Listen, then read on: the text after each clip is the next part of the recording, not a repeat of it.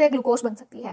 दोबारा अगर हम यहाँ तक रिवाइज करें तो ग्लूटामेट पे हमारे पास अमोनिया इसके अंदर इनकॉर्पोरेट होगा, जो कि वहाँ पे नाइट्रोजन के अमाइनो एसिड के डिस्पोजल से जो नाइट्रोजन बन रही है ना, वो अमोनिया बन रही है, ठीक है। वो अमोनिया जो है वो ग्लूटामेट के अंदर इनकॉर्पोरेट होगी, वहाँ से बन जाएगा glutamine in the presence of glutamine synthase. Glutamine synthase जो है वो ग्लूटामीन की फॉर्म में हमारे पास आ जाता है। ग्लूटामीन जो है वो आ जाएगा हमारे पास लीवर में, वहाँ पे वापस से ये ग्लूटामेट में कन्वर्ट होगा और यहाँ से अमोनिया निकल जाएगा। फिर हमारे पास ये जो ग्लूटामेट है ये अल्फा कीटोग्लूटारेट में चेंज होगा। इसी स्टेप के अंदर एलानिन जो है वो पायरोवेट में चेंज हो जाएगा और ये पायरोवेट एज ग्लूकोज यूज हो जाएगा और ये ग्लूकोज आ जाएगी ब्लड में, ब्लड से आ जाएगी मसल में आकर फिर हमारे पास ग्लूकोज से फिर से पायरोवेट बनेगा और फिर से रिवर्स हो जाएगा प्रोसेस, पायरोवेट से एलानिन, ग्लूटामेट से अल्फा कीटोग्लूटारेट। ये हो गया एक, तो ये सारा एंजाइम एआरटी के प्रेजेंस में हो रहा था, ठीक। उसके बाद ये जो ग्लूटामेट है अल्फा कीटोग्लूटारेट वापस से ग्लूटामेट में चेंज होगा अगर यहाँ पे अमोनिया प्रेजेंट हुआ तो ये वापस से भी चेंज हो सकता है। उसके अलावा ये हमारे पास पायरोवेट भी बना सकते हैं डिफरेंट अमाइनो एसिड्स, स्पेशली बस ये ऊपर वाला इंपॉर्टेंट है, नीचे वाला कोई खास नहीं। इसको हम ग्लूकोज एलानिन साइकिल कहते हैं कि हमारे पास एलानिन से पायरोवेट बना, यहाँ से ग्लूकोज बना, ग्लूकोज वापस से ब्लड में आया, ब्लड से मसल में आया, वहां से फिर से एलानिन बन गया। इसको हम ग्लूकोज एलानिन साइकिल कहते हैं। एक साइकिल हमने पढ़ा था कोरिस साइकिल लिपिड की फर्स्ट वीडियो के अंदर। अब ये अमोनिया जो है लीवर में आया उसका आगे फेट क्या इसने आगे बना देना यूरिया। यूरिया साइकिल चलाने यूरिया साइकिल के लिए हमारे पास क्या है कि 3 चीजें चाहिए, बाइकार्बोनेट या कार्बन डाइऑक्साइड जो है हमारे पास बाइकार्बोनेट की फॉर्म में होती है बॉडी में, और हमारे पास अमोनिया आ जाएगा जो कि नाइट्रोजन अमाइनो एसिड के डिस्पोजल से आ रहा है, और 2 ATP। ये तीनों चीजें मिलेंगी और हमारे पास बनेगा carbamyl phosphate in the presence of CPS1, carbamyl phosphate synthase 1, ठीक है। फिर इसके साथ हमारे पास एक मिलेगा कंपाउंड जिसको हम कहेंगे ऑर्निथीन। ऑर्निथीन इसके साथ मिलेगा और बना देगा सिट्रुलिन। कार्बामाइल फॉस्फेट ऑर्निथीन के साथ कंबाइन करेगा और बना देगा citrulline in the presence of ornithine transcarbamylase. Ornithine transcarbamylase जो है वो सिट्रुलिन बना देगा। सिट्रुलिन जो है वो माइटोकॉन्ड्रिया से बाहर आ जाएगी। स्टेप जो है ये माइटोकॉन्ड्रिया के अंदर हो रहे थे। सिट्रुलिन माइटोकॉन्ड्रिया से जब बाहर आएगी तो हमारे पास इसके अंदर एक और नाइट्रोजन ऐड होगा by the presence of aspartate, और यहाँ पे हमारे पास आर्जिनिनोसक्सिनेट बन जाएगा। और एंजाइम का नाम क्या होगा, आर्जिनिनोसक्सिनेट सिंथेज। आर्जिनिनोसक्सिनेट बन रहा है तो उसी का सिंथेज यूज हो जाएगा। सिट्रुलिन प्लस एस्पार्टेट आर्जिनिनोसक्सिनेट बना देंगे। फिर आर्जिनिनोसक्सिनेट पे एज एक्ट करेगा और यहाँ से एक फ्यूमारेट का मॉलिक्यूल बाहर चला जाएगा और हमारे पास बन जाएगा आर्जिनिन। आर्जिनिन के ऊपर आर्जिनेज एक्ट करेगा। आर्जिनेज जो है वो हमारे पास वापस जब इस पे आर्जिनिन पे आर्जिनेज एक्ट करेगा तो ये वापस से ऑर्निथीन में चेंज हो जाएगा, माइटोकॉन्ड्रिया में चला जाएगा और इसी स्टेप के अंदर हमारे पास यूरिया लिबरेट हो जाएगा। दोबारा से अगर हम रिवाइज करें तो बाइकार्बोनेट, अमोनिया और ATP मिलकर कार्बामाइल फॉस्फेट बनाएंगे जो कि ऑर्निथीन के साथ कंबाइन करेगा और हमारे पास बना देगा citrulline in the presence of OTC ornithine transcarbamylase. Citrulline out of the mitochondria into the cytosol आएगा और वहां पे हमारे पास एस्पार्टेट से कंबाइन करेगा और यूरिया की जो सेकंड नाइट्रोजन है वो यहाँ से आएगी, पहली यहाँ से आई है, दूसरी नाइट्रोजन आ गई एस्पार्टेट से। फिर हमारे पास इससे बन जाएगा argininosuccinate in the presence of argininosuccinate synthase. फिर आर्जिनिनोसक्सिनेट लाइएज इसके ऊपर एक्ट करेगा, आर्जिनिनोसक्सिनेट पर इसको आर्जिनिन में कन्वर्ट कर देगा और इससे फ्यूमारेट बाहर निकाल देगा। फिर आर्जिनिन के ऊपर आर्जिनेज एक्ट करेगा और हमारे पास ऑर्निथीन बन जाएगा और यूरिया जो है वो लिबरेट हो जाएगा। अब ये फ्यूमारेट क्यों रिलीज हो रहा है, फ्यूमारेट रिलीज हो रहा है ताकि एस्पार्टेट दोबारा से शटल हो सके। कैसे, फ्यूमारेट पे फ्यूमारेज एक्ट करेगा, फ्यूमारेट से बन जाएगा मेलेट, मेलेट पे डिहाइड्रोजिनेज एक्ट करेगा, मेलेट डिहाइड्रोजिनेज बन जाएगा ऑक्सैलोएसीटेट। और ये हमारे पास एक रिएक्शन हमने देखा था ये वाला, ऑक्सैलोएसीटेट एस्पार्टेट में कन्वर्ट हो जाएगा। इसी रिएक्शन में हमारे पास ग्लूटामेट से अल्फा कीटोग्लूटारेट बन जाएगा इन द प्रेजेंस ऑफ AS। ये रिएक्शन हमारे पास यहाँ पे होगा, ऑक्सैलोएसीटेट से बन जाएगा एस्पार्टेट और ये रिसाइकिल हो जाएगा और अल्फा कीटोग्लूटारेट से ग्लूटामेट, ये रिवर्स लिखा हुआ है, ग्लूटामेट से अल्फा कीटोग्लूटारेट।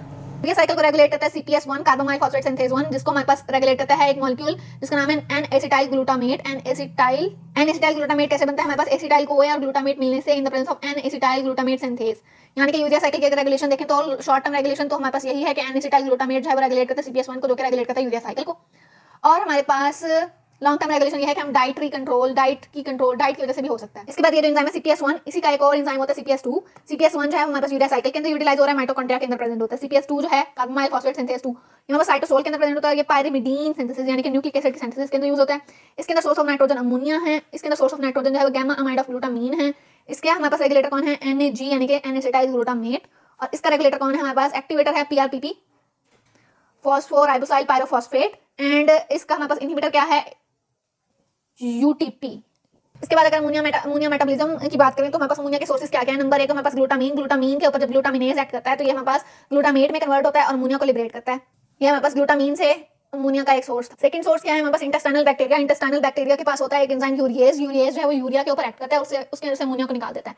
तीसरा सोर्स है हमारे पास अमाइन पॉलीअमाइंस जो हैं लाइक कैटाकोलामीन्स, एपिनेफ्रिन और एपिनेफ्रिन वगैरह जो है, इनके टूटने से भी अमोनिया निकलता है और प्योरिन और पायरिमिडीन की मेटाबॉलिज्म से भी हमारे पास अमोनिया बनता है। ब्लड के अंदर ट्रांसपोर्ट कैसे होता है, ये यूरिया के फॉर्म में ब्लड में ट्रांसपोर्ट होता है और हमारे पास ये ब्लड में कैसे ट्रांसपोर्ट होता है, इन फॉर्म ऑफ ग्लूटामीन। 2 तरह से ट्रांसपोर्ट हो रहा है ब्लड में, in the form of urea, in the form of glutamine. अगर हम अमोनिया के नॉर्मल लेवल की बात करें तो 5 to 35 माइक्रोमोल पर लीटर इसका नॉर्मल लेवल होता है, लेकिन इसके अंदर हाइपर अमोनिया होता है। जब हमारे पास ये ग्रेटर देन 1000 माइक्रोमोल पर लीटर हो जाए तो ये हमारे पास डेंजरस होता है। ये क्यों होता है, अगर हमारे पास लिवर डिजीज कॉज हो जाए, लिवर डिजीज कॉज होगी, यूरिया साइकिल नहीं चलेगा तो अमोनिया यूरिया में कन्वर्ट नहीं होगा, अमोनिया का लेवल बॉडी में ज्यादा हो जाएगा।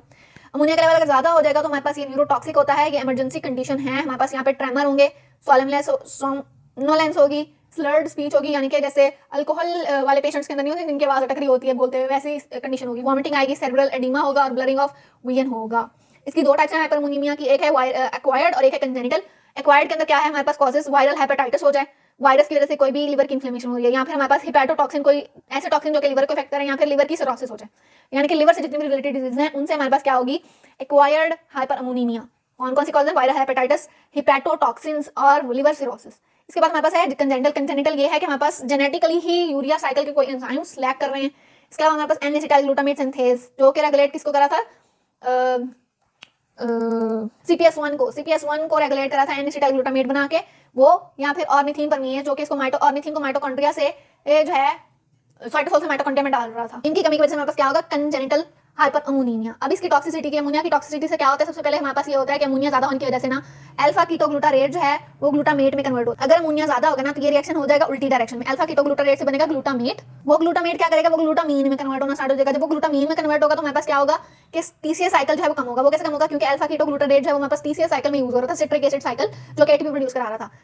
अल्फा कीटोग्लूटारेट कम हुआ, TCA साइकिल कम हुआ, ATP कम हो गई, यानी कि हमारे पास अमोनिया के ज्यादा होने की वजह से ATP कम होगी। कैसे, अमोनिया ज्यादा होने से अल्फा कीटोग्लूटारेट जो है वो ग्लूटामेट में कन्वर्ट होगा जो कि इंटर्न ग्लूटामीन में कन्वर्ट होगा, जिससे हमारे पास TCA साइकिल के लिए सबस्ट्रेट कम हो जाएंगे और ATP कम बनेगी। एक रीजन, एक चीज होगी अमोनिया टॉक्सिसिटी से ये। दूसरी चीज क्या है, न्यूरोट्रांसमीटर की डिप्लेशन होगी। इसके अंदर मजीद 2 पॉइंट्स हैं। इसमें यह है, नंबर 1 तो ग्लूटामेट जो है वो एक्साइटेटरी न्यूरोट्रांसमीटर होता है। अब हमारे पास अल्फा कीटोग्लूटारेट से बन रहा है ग्लूटामेट, और ग्लूटामेट जो है आगे ग्लूटामीन में कन्वर्ट हो रहा है, जिसकी वजह से ग्लूटामेट की तो होगी कमी। उसकी कमी की वजह से हमारे पास क्या है कि ब्रेन के अंदर एक्साइटेटरी न्यूरोट्रांसमीटर कम हो गए। फिर दूसरी बात, ये जो ग्लूटामेट है ना वो हमारे पास कन्वर्ट होता है गाबा में। ग्लूटामेट गाबा भी हमारे पास इनहिबिटरी न्यूरोट्रांसमीटर है। अब ब्रेन के अंदर ग्लूटामेट की जब कमी है तो गाबा भी कम होगा, गाबा कम होगा तो ब्रेन के अंदर इनहिबिटरी न्यूरोट्रांसमीटर भी कम हो जाएगा, यानी कि ब्रेन के वो एरियाज जिनको इनहिबिशन चाहिए उनकी इनहिबिशन नहीं होगी, जिनको एक्साइटेशन चाहिए उनकी एक्साइटेशन नहीं होगी। ब्रेन के अंदर न्यूरोट्रांसमीटर की डिप्लेशन हो जाएगी in the toxicity of ammonia. उसके बाद सेरेब्रल एडिमा क्यों होगा, कि ये सारे एंड क्या हो रहा है, ग्लूटामीन बन रही है। ग्लूटामीन प्रोटीन है, वो प्रोटीन जब अकोमुलेट होगी एस्ट्रोसाइट्स में ना तो वो इनका फंक्शन इंपेयर करेगी और ऑस्मोटिक बैलेंस को कैसे मेंटेन कैसे खराब करेगी। प्रोटीन जो है वो वाटर को एडहेयर करती हैं, वो प्रोटीन की वजह से, प्रोटीन जब ज्यादा होगी सेल के अंदर तो हमारे पास पानी ज्यादा आएगा, पानी ज्यादा आएगा तो ऑस्मोटिक बैलेंस जो है वो सेल के अंदर ज्यादा होगा, जिसकी वजह से एडिमा कॉज हो जाएगा, सेरेब्रल एडिमा। इस कंडीशन में हमारे पास क्या होगा कि ग्लूटामीन बन रहा है ना यहाँ पे अमोनिया के साथ मिलके, तो हमारे पास इसके अंदर फिनाइल एसीटेट आएगा। फिनाइल एसीटेट जो है वो हमारे पास ये दोनों मिलकर बना देंगे फिनाइल एसिटाइल ग्लूटामेट, जो कि यूरिन के अंदर आना स्टार्ट हो जाएगा अमोनिया टॉक्सिसिटी के अंदर। इसको क्लियर करने के लिए, इस अमोनिया को क्लियर करने के लिए हम क्या देंगे, एक ड्रग जिसका नाम है फिनाइल बार्बिचुरेट। फिनाइल बार्बिचुरेट क्या है, फिनाइल एसीटेट में कन्वर्ट होगा जो कि ग्लूटामीन के साथ मिलकर हमारे पास फिनाइल एसिटाइल ग्लूटामीन बनाएगा जो कि यूरिन के अंदर एक्सक्रीट होगा। इस तरह हमारे पास ये ट्रीट हो सकता है। Treatment of patient with urea cycle defect with the administration of phenyl butyrate in aid of excretion of ammonia. Urea का फेट क्या है, यूरिया के ऊपर बैक्टीरियल यूरिएजेस एक्ट करेंगे और ये हमारे पास सोर्स ऑफ अमोनिया यूज होगा। और यूरिया साइकिल की ओवरऑल स्टोइकियोमेट्री की अगर हम बात करें तो एक एस्पार्टेट, एक अमोनिया, एक कार्बन डाइऑक्साइड, 3 ATP मिलेंगे इन द प्रेजेंस ऑफ वाटर, और हमारे पास क्या बन जाएगा, urea, fumarate, 2 ATP, 2 inorganic phosphate, 1 AMP और 1 पायरोफॉस्फेट।